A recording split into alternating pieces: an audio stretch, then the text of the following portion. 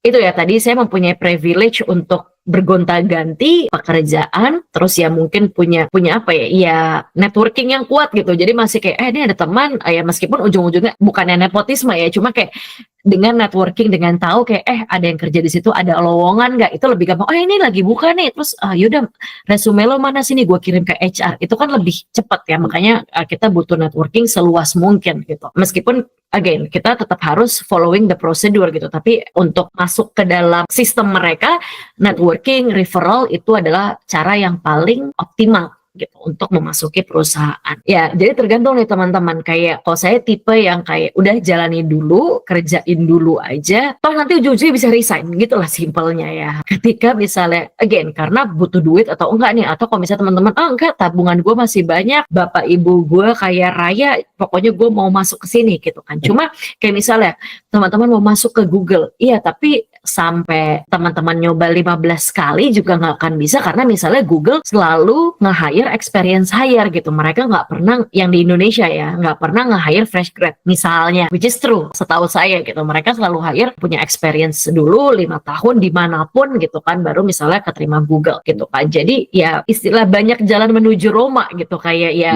ke Google, ya mungkin ke perusahaan, nggak mesti perusahaan gede juga ya yang kerja di Google, ya perusahaan kecil, terus bisa kemana ujung-ujungnya ke Google ya ada juga gitu kan. Cuma ya kalau saya lebih kerja yang dapat yang mana, apply sebanyak mungkin gitu kan. Nah nanti ketika misalnya dapat, ya you can think about it gitu kan. Ketika, dan pun kalau misalnya udah dapat offer, kalian juga bisa nego kayak, oh can you give me 1 week atau 2 weeks buat berpikir lagi. Biasanya sih perusahaan 3 working days ya biasanya untuk mikir gitu, kayak kalian akan nerima atau enggak. Cuma kalau misalnya kalian bener-bener, oh ternyata ini ada 2 offer nih yang kalian dapetin, yang mana ya, bisa juga. Makanya again, this is the purpose of networking. Jadi kalian bisa tahu kayak, oh culture company-nya mana sih yang kalian lebih cocok gitu. Apakah dua-duanya Romusa, atau kayak satu lebih chill, atau misalnya kalian malah pengen nyari satu yang again ya, ini contoh doang, misalnya kalian agamis gitu, harus sholat Jumat tepat waktu, tapi misalnya company-nya ini kadang malah nggak ada istirahatnya nih pas hari Jumat misalnya gitu, dan itu menjadi hard point buat kalian.